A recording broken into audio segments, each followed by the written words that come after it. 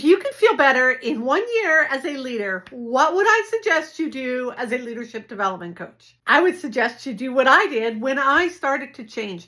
I spent many years where I was stuck in survival mode. Things weren't going well. I was always afraid I was going to drop the ball. Some days I hated my job. Some days I loved it. But some days it was downright painful. And what I did and what I write about in Character-Driven Leadership is I did the inner work. And I did it by being self-reflective. This book, Life Lessons for Women, one of the Chicken Soup books, was one of those books that helped me do the inner work. And by inner work, I mean self-reflective work.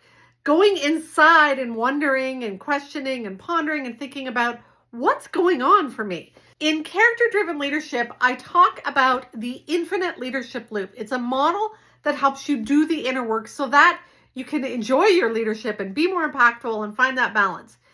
It is pause, stop, take a break, and then tune in, ponder, do some of this self-reflective work, pivot, start to see things differently, proceed, get back into action. People is the 5th P with your people. It is an infinite leadership loop, and we must go back and forth through those P's all the time. So in this book, it would ask questions at the end of every chapter, and this one was on setting limits. Here's the 2 questions. What am I doing in my day-to-day life that I wish I wasn't? Now, if you take a moment and answer that and write it down, you're going to have some ahas. And then the second question is, what am I currently doing that is absolutely right for me?